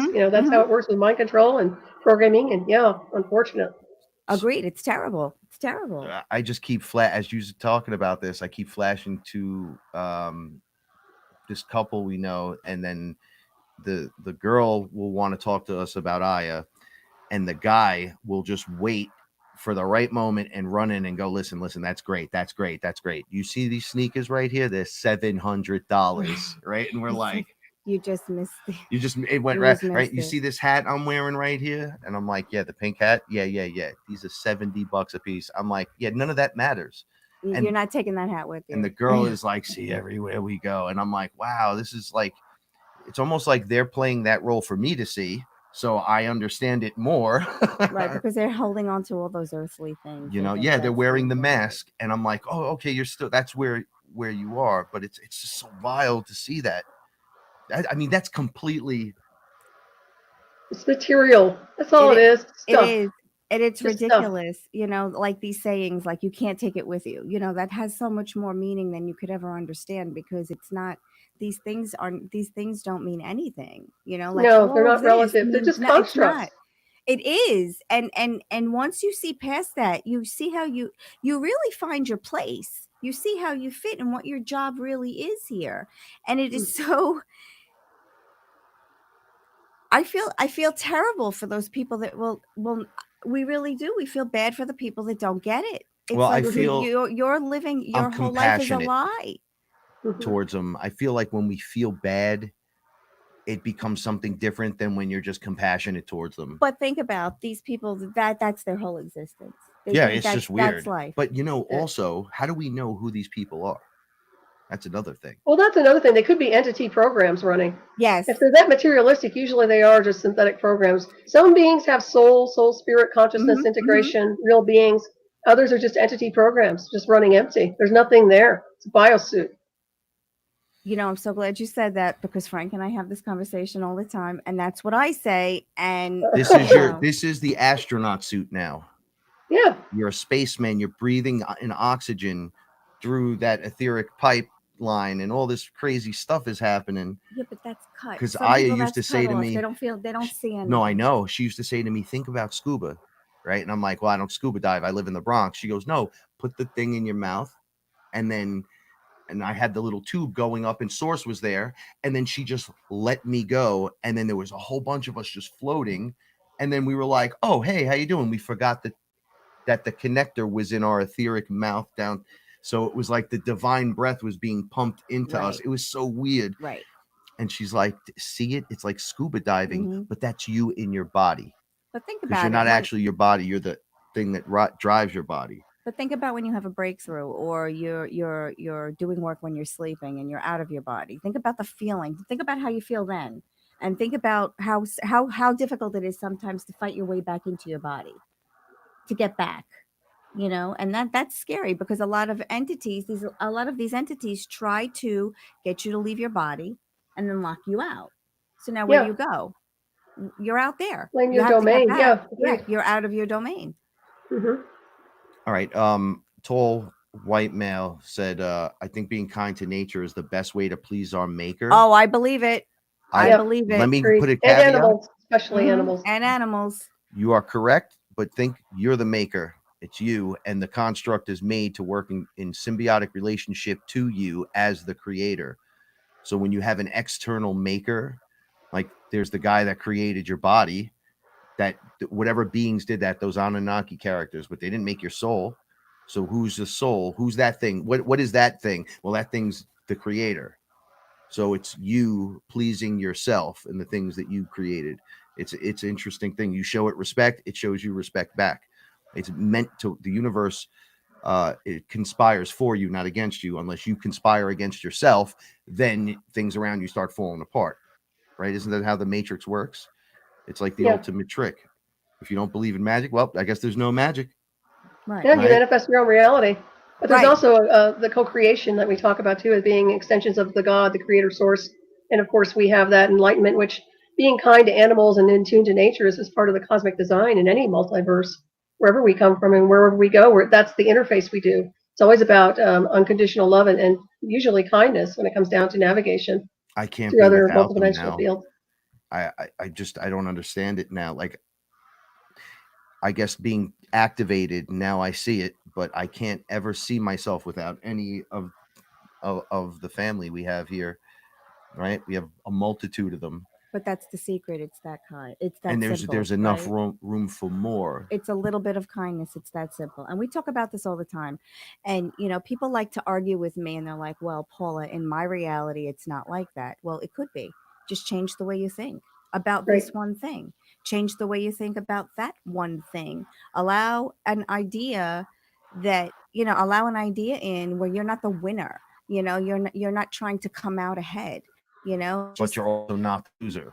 But people don't get it. It's Yeah. just kindness. Right. Like if Well, some of the all realities are false realities. That's the thing. You're living a real, true reality in higher consciousness in multidimensional space. Some people live in the false matrix and they don't understand what reality is. And that's the problem. It's once again a reflection of their programming. It's their belief systems. And like you said, change your behavior, change your consciousness, change what Yeah. you believe, and then all of a sudden everything changes. But when you're in alignment with the harmonics of the cosmos, everything really shows itself as a very powerful database of information. I just wish people could understand that not everyone means to do you harm. I think so many people want the information but are so afraid to receive it because they've lived in a reality where people mean to do them harm. And that's part of the distraction. So now here we are. If all you can do is be kind, that's enough. And people Huge. don't seem to understand that. They're like, well, how just me being nice? Yes, just you Genuine. just that simple act of you being kind will be enough to change your world. But people don't think. They think that, they think on this grand scale. Like if it's a miracle, it has to be this grand miracle. Yeah, it has and to the be heavens the have to open up. Reverend Mother has to come through the sky and portal. it's not like that. It's a bathroom when you need one. It's a drink it's a drink of water, when you're thirsty. and people really don't get it. And we've been doing such a good job of really not coming into contact with any of those people anymore. We were faced with it all of the time. It was like constant pushback, without becoming a hermit, though, at the and there are same time. people that would rather prove you wrong than listen to something you say and take a little speck of what you said and walk away and try to change their lives. They'd rather make it their mission to prove you wrong. Yeah, ego. It's the ego that then take a little something home and try to make your life a little more pleasing. Just a little more pleasing. If I have milk for my coffee, I'm happy. That's really that's a day right there. If I have milk for my coffee, I'm good. I know that one. People don't. Well, the Sasquatch guys look at the UFO guys right. like Yeah, you're like crazy, you're crazy, and then they're going and you're for Chewbacca. You're crazy, and it's like, yo, if y'all work together, yeah, they're all out there. You just gotta everyone's look. there. You don't get Smurfs without getting the Snorks. You Right. don't get the Muppets without getting the puppets, and you don't get the cartoons without getting the creators. You gotta have reptilians if you want to have winged angels. Like it's all there. It is. Without any one, it doesn't work correctly. It doesn't work. It's meant to be there. It's the dichotomy of the other. It's simplicity too. It's really just the simplicity of the cosmos is what you're describing, unconditional love, and just riding that wave of higher consciousness where it's just smooth energy. Everything is interactive. Everything is energy. Everything can be a construct of energy, but an exchange of something that's very unique and pure when people are focused correctly. For sure. All right, I have a question from Rick. Have you guys ever went down through the halls of Amente? I have. A long time ago, I did an initiation with that back in, I can't remember. It was before my induction, but very, very powerful. What I can describe as just halls of light, energy, and the changing at my bioelectric field and my molecular structure to a level of higher consciousness to a point where I was almost pure gold. I felt like I was just a gold being made of gold with gold wings. So I have been through areas where I've been, to me, it was an initiation. Even though it went through as a reading, it was I just was reactivated on a lot of different levels, and I brought that with me. Very, very powerful experience. I also have done that and witnessed all the golden colors and the jewels and the gems, and even my own color, the light being was gold, like you're saying. Very, very interesting. I had the weighing of the heart ceremony. I've walked people through that. It's not really as bad as people think it is. Right? You just have to have a positive outlook on things instead of sitting there shaking.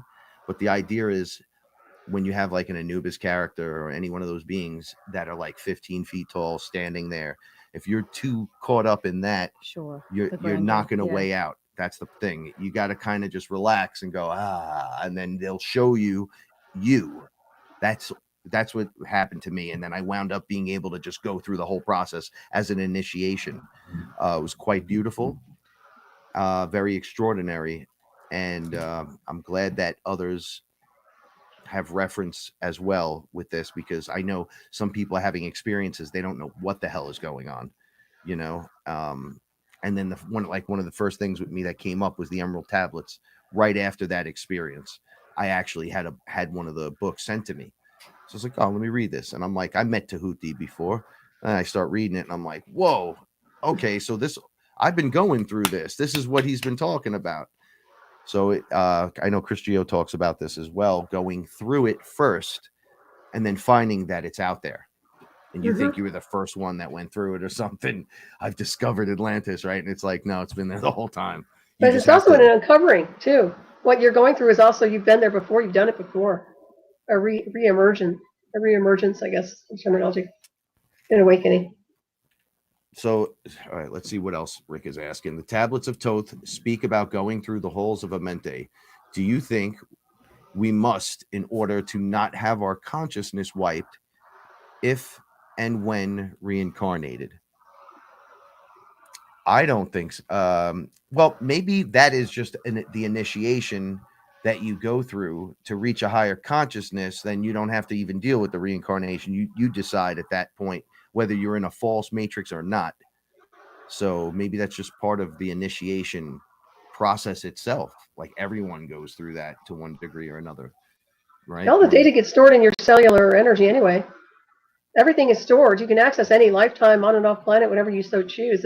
It's really a frequency and it's encrypted as such, but there's no such thing as not having access to your memory banks if you really want them. What we do have to watch is the synthetic memories and screen memories and things that are not part of us that create the confusion and the obfuscation. Yes. And I think a lot of people have those. So those are the cobwebs that need to be cleared out. Perhaps going through the initiation of such, like the halls of Amente, will purify, and I do believe that it gets rid of the deception and it shows you the light and the information without the distortion. Yes, allowing you now to go back and make the choices you need to make with the new information. I mean, this is just awesome.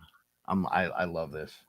I have to say real quick, before we even got started, when I saw both of you sitting there, Anubis big time in your energy, Frank. You know that, right? I love him. And it's funny because Sekhmet's around you.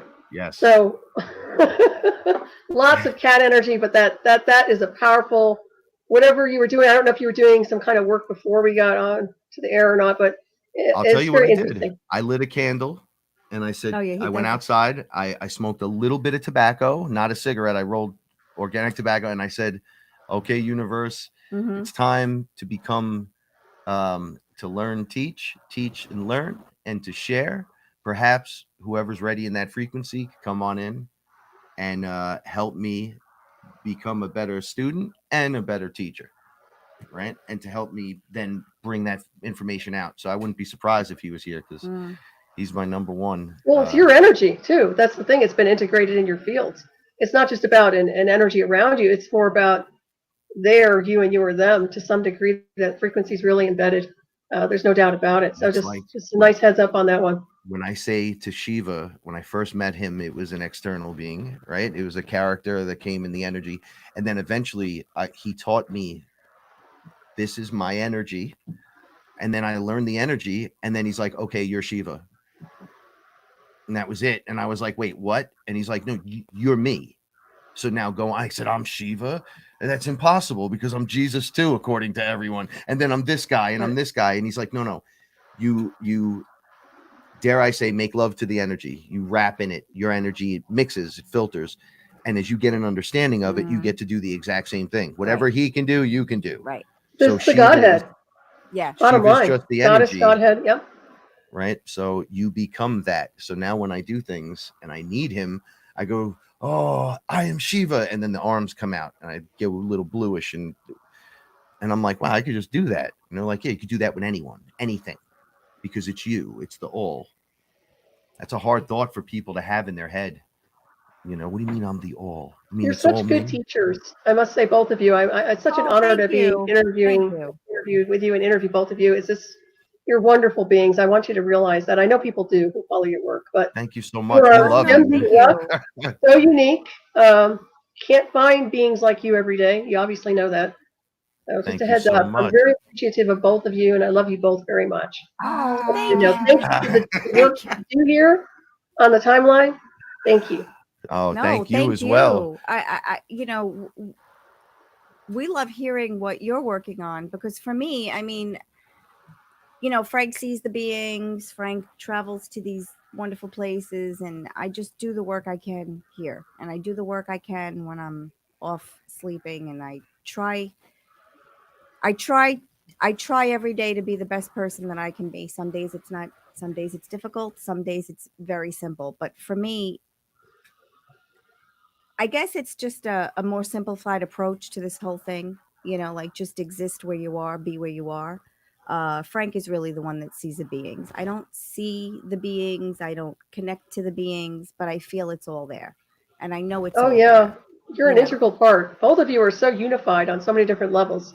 Oh, You may not see them, but I'll tell you for sure, there's a whole group of them that really can't stand when you walk into the room. And I love that. Oh, I know. That's the I best know. part. But see, I can feel it. 'Cause she I know. believes, Yeah. she has Oh the yeah. faith and it's Oh yeah. there. So all she You're has to not do gonna- is come in. Yep. You're not going to tell me. And if you are not welcome here, you will not stay here.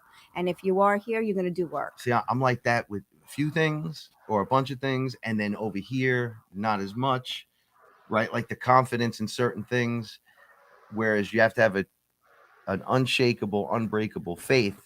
Then just you walking into the room then starts to counteract That's whatever total goddess negative there. energy. Total goddess thank energy. you. Thank you. The commanding energetic that doesn't have to say a word. Yep. That's what's up. I think Yep. for me to be able to wrap my head around all of this, because, you know, I was on my own path way before I met Frank. And then we came together and it was two opposite ends of the coin, two opposite ends. But it all came together because I don't have to see it to believe it. And I told Frank, you don't have to see it to believe it either. You just have to believe it. You have to feel it, and then it will all come. And I can only do what I can do. So if I feel it and I know it's around me, and I know if I'm doing something and I feel good, I know it's the right thing. If I'm doing something and I feel bad, I know it's the wrong thing. If I'm doing something and I'm not sure why, then I question it. But and you're I aware say, of that meter. whose interference is this? Is this interference? Is this acceptance? Is this help? Where is this coming from? But basically, I just have to go on how I feel, because that's all I have. I can't see, you know, like Frank and I talk about all the time, we can't see the whole picture. We're only privy to a tiny little piece of it. So we have to go on faith for the rest of it. Right? If you're in the room with the elephant and we're all standing in there and we're right up on top of the elephant, You don't see we the- got to back up or just describe our part to the next guy over. And the guy maybe that could draw the picture, just start sketching, you know, everyone's playing their part. Very interesting. You're pretty awesome, Paula. And thank you, April. Oh, thank you, April. Sending you Very positive sweet. vibes and love. We'll be seeing you We'll be seeing you soon. We have lots of people wanting to come and see us to have the experience now. Once again, Aya was correct. Just let it go. Right. Do your thing. Right. And then boom, boom, boom, boom, boom, boom. It's like, wow, that just happened. And Right. boom, boom, boom, boom, boom, boom, boom. It's just lining up all the ducks in a row. And I'm like, I know that. And the only way to describe it to me is like a divine synchronicity, even though everyone's playing a key role. If you watch them from a high enough standpoint, it just looks like they're dancing and moving into position, almost like on all different clock faces. And then But I think that's it. it's like a controlled chaos. No matter how much chaotic you think it is somewhat controlled. Yeah, synchronized. Yeah. That's crazy. So through experience, we gain wisdom, right? So when we teach this back, right? What tech was used on you? Do you know for like what specifics they used on you? And so far as the technology, I know it was satellite driven. I know it was neural interface with a signal driven, which is some heterodyning used with artificial intelligence with a signal.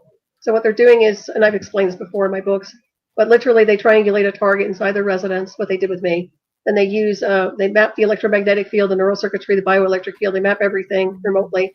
Then they interface your electromagnetic field and your neural circuitry with the signal itself create an overlay using a neurolinguistic overlay with live feed real-time communications and also synthetic telepathy. So it's kind of a heterodyning using transmission of signal.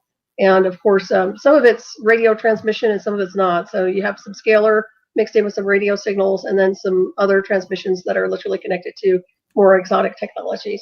So that's about as good as I can get when it comes down to some of the details. Also, I had the implant analysis scan done, which showed the signal anomalies, and that was a lot of information that helped me confirm, because I knew where the signals were. I knew where they were interfacing. So that's some of the technology. I have the tags as well. One up here in my ear. It's not even in my ear. It's like in my skull, and one here in my chest. I had jumped out of my body, and they were like, "You see that? You see that? You've been tagged." And I was like shocked beyond it. I'm like, when did they have time to do that? They're like, they just laughed at me.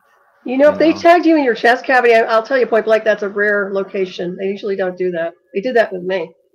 But Did they really? Yeah. Yeah, it's right here, and it moves every time. It feels like it's getting close. It's not close. That's interesting.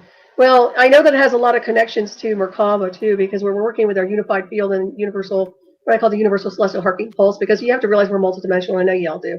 But that frequency, that signature is very unique to the cosmos, and that gets hijacked and intercepted. That's what they did with me, and use that signal to interface back onto their communication system. So they did every signal that I was emanating and radiating, they redesigned, reconfigured, and interfaced onto their communication system with a different signal overlay. Wow. It's amazing. It's like taking over a drone remotely, except mixing the signals and remotely controlling that drone and taking it over from the natural wiring.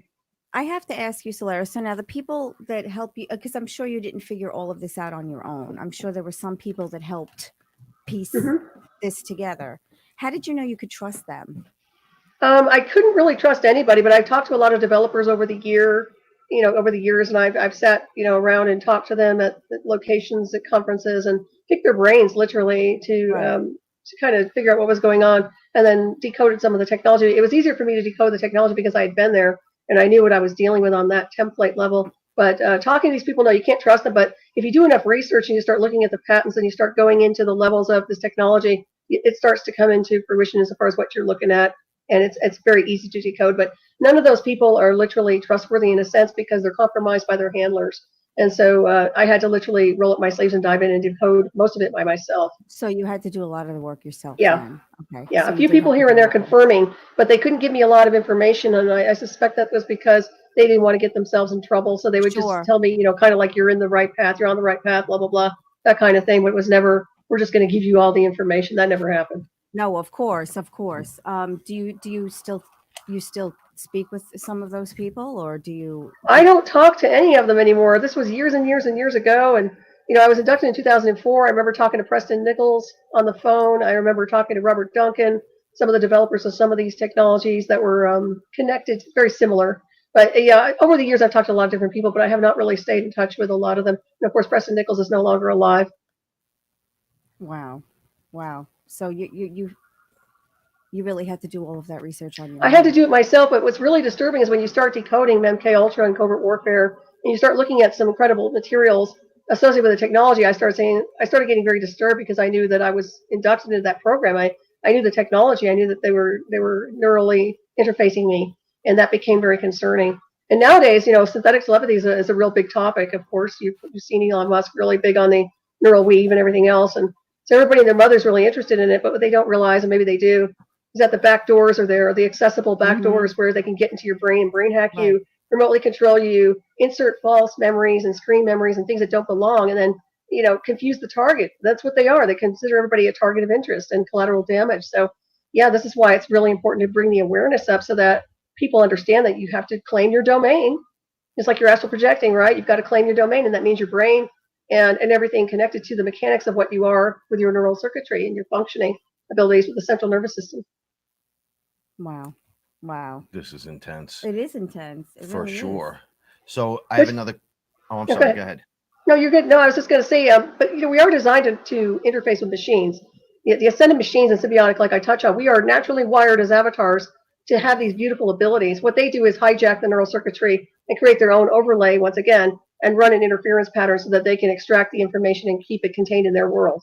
So just a heads up on this. This can be used for positive. I want to make that point. So a personal overlay, just so the audience, one of my takes on it, as I'm breaking through programs, I was saying it's like putting a giant body condom on over your natural self.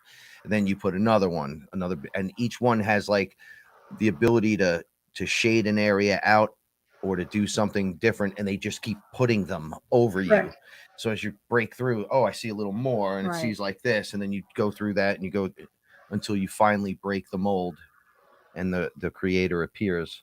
Yeah, there's parallel bleed through too with each one of those overlays. So they bleed through, and truth bleeds through the most. That's the beauty of it. They can't conceal with fake memories and screen memories or anything like that. I'm so happy this is the giant wake up and I don't have to do this no more. Like I could just roll straight through it this time, because I can't take another lifetime of perhaps knowing or having a clue and then just nothing, nothing, all these other. You're a teacher's teacher. You know that. Both of you are. So wherever you go, you're going to be full speed ahead doing wonderful things, whatever configuration you decide to They're be just in. not burning us at the stake anymore. So I'm quite happy not being buried alive and all that No stuff. kidding. That's very, very helpful. All right, we have another question from the group. Lexi Blue, do you think Trump is pushing Space Force issue to admit that we've already been in space? Agreed. Yeah, I think so to a lot of degree. Well, it's a bleed through of the, once again, Black Sciences and Exotic Technologies Department and Black Space Program. So in my opinion, that's his way of displaying this very, right there in the face of the American people and the world. Also, I don't know if I've told you all this before or not, but I sent my book, my documentary, and a lot of data to the president when he was elected. And I sent him information based on what I went through, and I broke down the technology and what it does and how it hijacks and this and that and where it's been. I am a firm believer that this technology and some of the things they're doing with the new Space Force will be able to negate and interrupt anyone or anything who decides to extract somebody out of their home the way I was. So I think that particular Space Force is going to be taking down people who are doing this nefariously. So that's a big deal. And then hopefully they won't be misusing the technology. I have to look on it on that level too, because there's good and bad everywhere. But the idea behind that, it would be the eye in the sky, maybe negating some of the bad things and keeping everything in check. I'd like to see that part. I think you may be right about that, because Frank had an experience, and we're not going to get into it tonight. We're going to talk about it more tomorrow. But I think you're fully right, because I think there are rules of engagement. The universe has their own the universe has its own rules of engagement, and I think when those rules are broken, the universe tries to combat, to do whatever it can to make it an even fight. Correct. And that's just how I feel about that. And you're right. I agree. And I think this technology is going to be brought into the light and realize that it will show. It gives that us a physical presence too to smash something like that without having to hide behind anything anymore, because it's the hiding behind things that are causing the problem to begin with. Right. If everybody would stop hiding and stop with the deception, the people on the planet have been confused, broken down, tricked and deceived and distracted.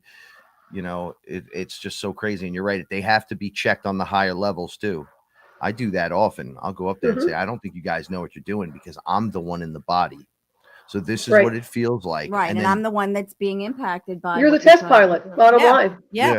And they'll say, all right, we need to tone this down or kick that up, or you're just being a baby, Frank. Go back down there and stand up and be a man. Like there are things you can really roll with, which is fantastic. I'm so excited that this is No, I'm excited too. And it was funny. I watched a capsule. They brought an astronaut out of the capsule. It was a woman. They said, oh, it's the first female. It spent 375, I think, days in space or something. And they were taking pictures of her coming out of the capsule. And I thought to myself, we've had people up there the whole time. We're still pushing this narrative that you need to come down in one of these weird capsules, these little things where you just kind of lock yourself in and drop through from a parachute through the atmosphere. I kind of feel like that's done, right? I agree. And by showing people that that's still the lower matrix. Oh, look, the first people. It's like, no, the first people were very, very long ago. Right. This is just what the media is telling you. And that was the thought process, I'm sorry, that I had. And also bilocation and phase shifting. I mean, that's a technology that we are capable of doing. Bottom line, we don't need capsules. We never did. The avatar was built. If you calibrate the bioelectric suit to the right dimensional field, and you have everything in an envelope where it's calibrated correctly on whatever celestial body, it's just like the movie Stargate. Literally, they can go from one dimensional field to the next. I agree with that. And Frank and I were watching, we're listening to some interview on the internet, and they were saying that the military, how far advanced do you think the military is? 10 years, 20 years, 50 years. And someone was saying it's 1,000 years. They think the technology could be as far as 1,000 years old. Well, Like ask yourself they're this using question. 1,000 years ahead. Right. How old are you as a celestial being? You're beyond 26 billion, I guarantee it. So once again, we are the technology. The phase shifting is us. The bilocation is us. But right? that puts it into perspective. It truly Correct. does. Well, they try to sell it too as an external technology that you need. But if we were just training, let's say, as Jedi, we wouldn't need any of this. Correct. We would have like a good AI projecting coordinates for the ship or to transmute you to come up, like that, working that mathematical code, if we even needed that at that point, right? Like it would do stuff like maybe open doors if that was what was happening. You can do that with your mind through consciousness. Yeah, that's what I'm saying. In the right dimensional field, anything is possible. Because they try to sell it to you like, oh, you hook into the system and you'll be able to do all this stuff. I'm like, you can do 10 times that with your eyes closed, infinite amount of times better than that, and you're hooking stuff into you. If we just shift our focus and train this way, you'll just be doing whatever you want. Right. You'll literally become what you're searching for. But it's the difference between driving sometimes for power and perhaps money. That there's that weird drive. Okay, so I'll connect it. The AI is the darker AI, the one that's a problem. Somehow pulling the consciousness for you to create it so it can have the physical framework and come onto the board in your area to restrict you and dominate you that way as a friend first, right? Or perhaps even new family, and then to lock you in and keep you in the people zoo. That's right. Yeah, once you get entangled into that, and that's another thing, it's an entanglement thing. If people decide to go into the integration of artificial intelligence, then of course it's going to be a control factor. It's always about control manipulation. Just like when I was remote viewing, when I was interfaced with the technology, there's a third-party access. I couldn't do it alone because they had to be in the control room in the background because they want the information. That's the whole idea behind military abductions. When they're extracting information from a target, they want to extract the database of data to see where you've been off-world or to see what species you've been involved with. They want to get in the heads of people. Believe me, there are certain nefarious groups out there, and I don't have to tell you all that want to get into the heads of people so they can get information. But what I noticed was that we have a natural firewall and that they can't get a whole lot of data. They can only get so much, and they can only insert so much programming, and then everything backfires. So that is something that I think is part of the multiverse's way of saying, Yeah, they also don't understand it. They have assumptions too on their level. Because I've noticed that they'll extract something and think they have the ultimate calculation, and I'm like, what are you doing? Like, you don't even have to do that. Everything that you're pushing for, you want the DNA and you want the activation, you want it in your people, you want to see that. Why didn't you just ask me if you can have some DNA? Could have had the information. Yeah. Why didn't you just ask? I would just. They get it through osmosis and frequency anyway. Yeah. But think about it. They don't get it though. I know. Like they don't get the language. They don't get the language. I know. I'm like, you got spaceships and sharks with lasers and all kinds of cool stuff, but you literally don't know you smell like pee. That's what I tell the reptilians. And they're like, what? I'm like, you smell terrible. Nobody likes the smelly kid on the bus or in the elevator, right? And they just look at me like, whoa, they're like, we can walk through this without the ayahuasca. We can just do, and I go, and yet you have no common sense, right? You have no ability to have that in you. And I, it's weird. We have this dichotomy. They're looking at me like food, and I'm looking at them like you're a dummy. It's so interesting. But that's, I guess, when you're coming into yourself as the creator, you begin to see these things. You become aware of them. You're also a teacher. You're teaching whatever you're in communication with. There's no doubt about that. I've had my moments that I've smiled and been like, I think I got my point across. Yep. And then there were those where I did not at all.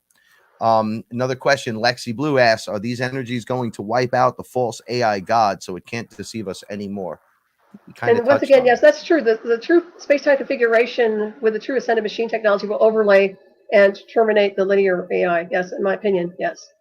I believe that 100% because the technologies here, like I said, that which is like Vegas, that which is created here stays here. Mm-hmm. It's not multidimensional, even though they think it is. It really isn't. It's a linear program created by people who are engineers, so to speak. They've reverse engineered a lot of data and information, but it doesn't have the power. Anything coming from the full light harmonic and the full light space-time configuration can immediately wink out the technology here, and it's already in motion. That's my point. I wouldn't, if I were these people, I wouldn't get too confident about their space fleets and anything really military wise, because there's so much technology out there that is of no malicious intent whatsoever. But if it senses hostility, it neutralizes it immediately, and they have to worry about that. And I still believe that our Black Technologies Department is very aware of that. You know, it's interesting. Just like the character in the Justice League, he was the cyborg. He couldn't control his arm cannon. Oh, his growth. When Superman looked at him and gave him like the scan, he was aggressively going to come forward because he was, and he's like, I can't control this. It's just going to do it. Detecting a threat. He detected the threat, and he started telling everybody else, calm down, calm down. He can sense that you're doing that, and he's like, I can't. The AI in me is going to wipe that out immediately. Interesting. That's so cool. Very interesting. I didn't see that movie. Yeah. Yeah, it was fun. It was fun. It wasn't the greatest, but it was definitely good. Okay, here's another question from Rick. If they can create clones, then I wonder if any spirit can take over it. Clone and its spirits and clones. First of all, if it's synthetic in origin, a spirit usually wouldn't want to take over a clone with a synthetic program. Spirits are organic in a sense of cosmic consciousness, and they prefer beings like us, regular beings, not just a regular created host, in my opinion, anyway. I would say no spirit, no consciousness, just a synthetic version of something that might pretend to be spiritual, but it's literally a program. So, are the clones part synthetic, or are they growing that organically and then just programming its brain and only allowing the suit to do certain things? Well, the clone personality is synthetic, but it does come from an organic host. But it's a version, it's a dim copy, once again, of something else. So even if they took a copy of me on a program level and created a dim copy of a personality, it's based on my spirituality to some degree, but it's not. It's synthetic. It's a little deceptive. I see. Totally. So the body could be literally organic in nature, and then it's still synthetic due to what was put into the mind. Correct. They have, for whatever reason, and I can vouch for this myself, we're very compatible with all kinds of machines. I mean, I can interface with machines. Yeah, I can. But is it supposed to be like that? As an ascended celestial, it is, but here on this world, it's more weaponized. It's funny. I was on one of my experiences. I was standing on a spaceship, and a robot of some kind came up. It was just mostly legs and this eye, and it ran up to me and grabbed me and then looked me right in the face. And this thing on its chest was red, and it went like that, and the red light just went into my face, and we started talking. But it looked aggressive the way it ran up to me and grabbed me. It's a robot looking thing, but it was completely sentient. It was actually me, another version of me, but it was doing exactly what you said. It was able to just grab me and hold me up and shine the light. And then we were instantly communicating. And I was scared at first. I pushed back, and then it was like, whoa, I'm you. And I was like, wait, go back. And they were like, no, you're not ready. You're still having the heart attack over meeting versions of yourself. We can't have you go any further today. Right. Interesting. So interesting. Wow. How many years ago was that?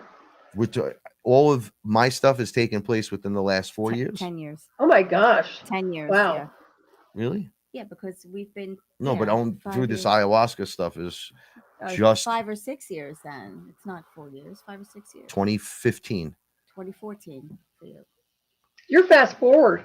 You're just going through multiple timelines. So I can only speak for myself in this, but when I got in there, they were like, "What? Wake up now, right now! You're late to the game. Yeah, like you're late." It was a lot of work for Frank in a very short period of time, and I think people don't understand. Also, just receiving this information takes a lot out of you. It wears you down. Receiving it and dissecting it and processing it, and it was a lot in a very short period of time. But it was almost like they needed him to wake up, like wake up, because you need this information. I could see the divine timing and the synchronicity going off, and me kind of clogging up the wheel for myself. Right. And then, I mean, for me, I fell and got injured at work, and that just immediately started the process. Like I got hurt, I lost everything, and then boom, right back to picking yourself up off the ground and getting yourself where you need to be. And that was all in a short period of time. Even 10 years would Wow. be a short period of time. But that's what I'm in saying. terms It's, of this. it's like 6 years, so it's 2014 really, because you got injured in 2013. So In you were already 2013, looking for 2014, something. going into 2015, I went Yeah. to see Chris Gio, Yeah. and that's when it started right there. Yeah. Well, naturally, it Wow. started before that, but I was Right. unaware of it. Mhm. I was like blockhead Completely Frank. unaware. Yeah. Like I just knew, and when they were like, "You're gonna drink ayahuasca," I was like, "Will it heal me?" They're like, "Do you believe in healing?" And I was like, "Yes, I do," because the doctors say, "No, you're not," Well, then and I there's your don't believe answer. them because Yeah. I'm in this body. And then, but it never went further than that. Like, well, God's over there. I had the conversation, like, man, I'm like this close to atheism. They're like, "No, you just talk to dummies. You need to stop talking to those people because they're affecting you this way." And I was like, Mhm. and they're like, "It's you." They showed me a mirror, and that was it for me. From there, I was, let's do this. I agreed to this. Okay, so I want to talk about the book real quick, kind of like as the closing for the show tonight. Oh, that's good. Yeah. Yeah, and thank you so much, by the way. Oh, my pleasure, my honor. I love talking to you.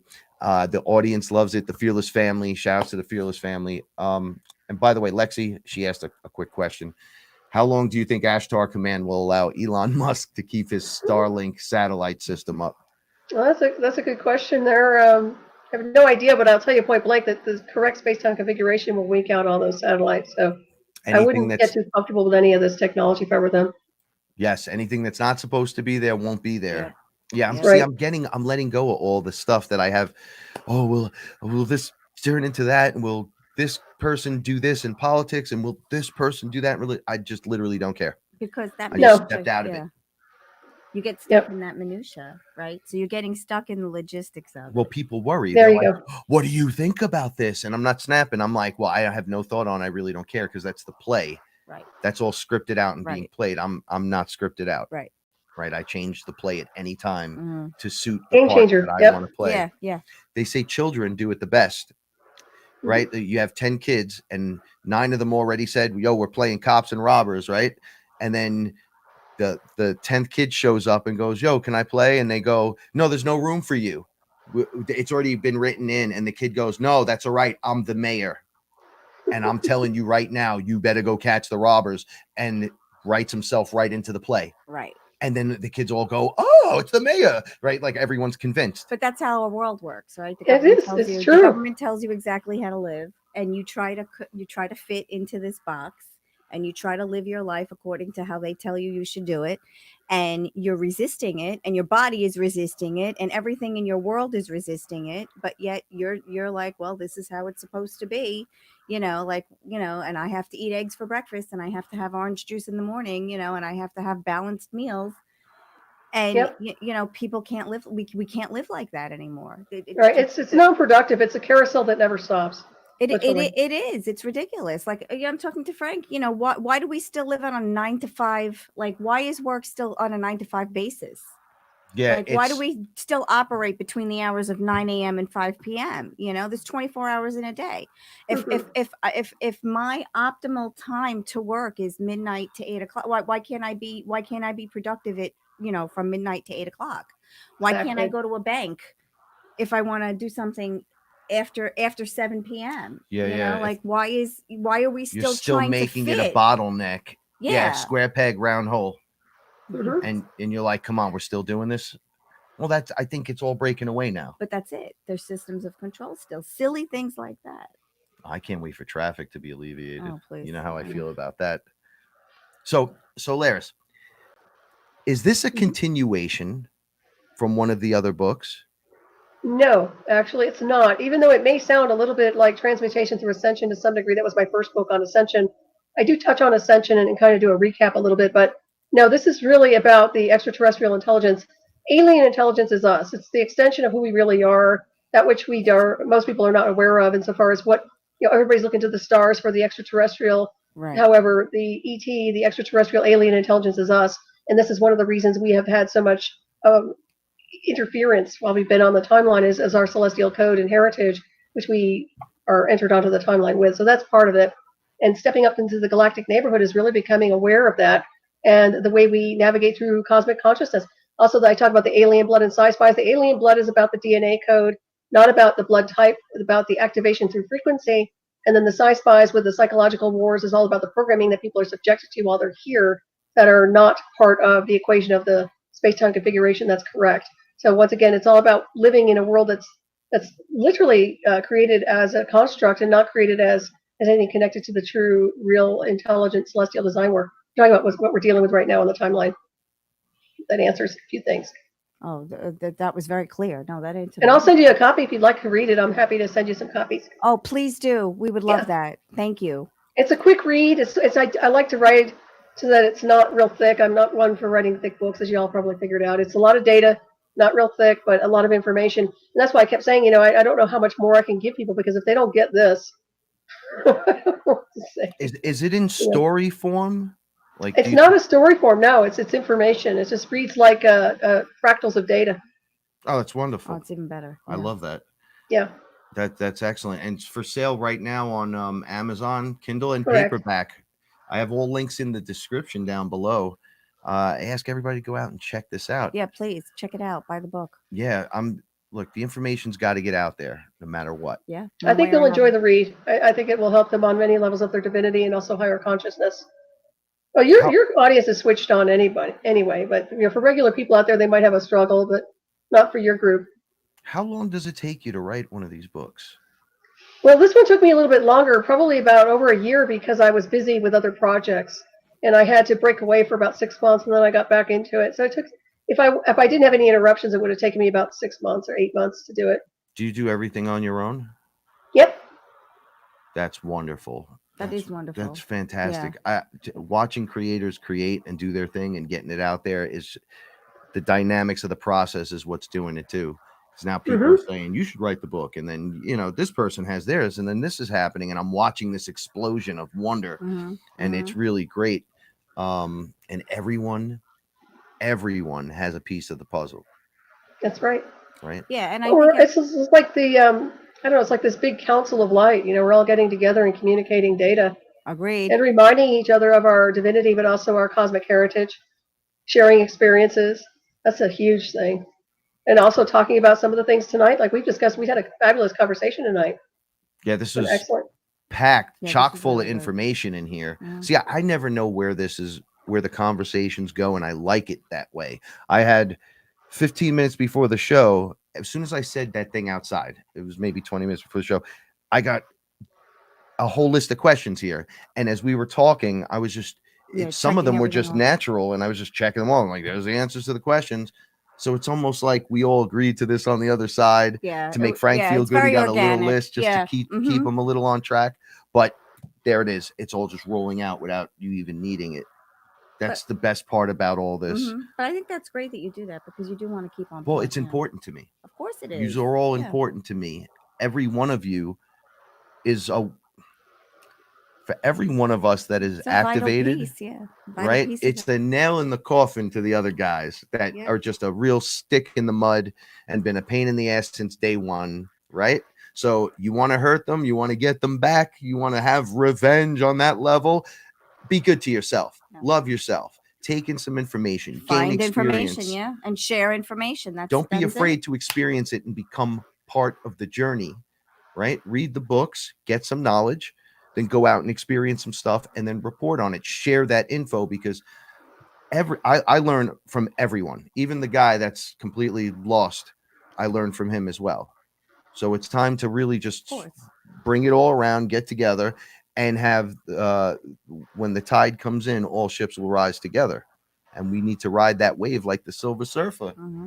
That's what it's all about, right? We've come here from the highest dimensional realms and different places, and we're not here for nonsense, paperwork and stuff, right? Get your stuff done, and let's get out in the world and start creating and get it together. Solaris, thank you so much for being part of the show tonight. Thank you for being here. We hope you come back again. Happy to anytime. Love you both, and thank you so much. It's been we wonderful. love you too. Everybody go out and get the books. Is there I have all the links in the description, but if you want to tell everyone where to find you. You can find me on Facebook. Night Shadow Anomaly Detect is my website, and just come out and say hi, and thank you, everybody. Do you do readings? I do. At Night Shadow Anomaly Detectives, I do timeline astrology and all kinds of work. If anybody's interested, I do. Timeline. You can check me out over there. I suggest everyone, all this is in the information box down below. Check it out. Go see Solaris, have a talk with her, share the information, read the book. Let us know what you think, right? We're all here. We're all one big family. Solaris, thank you so much. You have an amazing evening. Yes, you. thank you. Thank you for being My with us. pleasure. My Paul- pleasure. Paula, thank you for making it. Oh, thank you. You're the best. Solaris, you're the best. And everyone listening, Fearless family, you're the best. And remember to stay fearless, and the universe rewards bravery. Have a great night, everyone. Thank you so much. Night. Bye.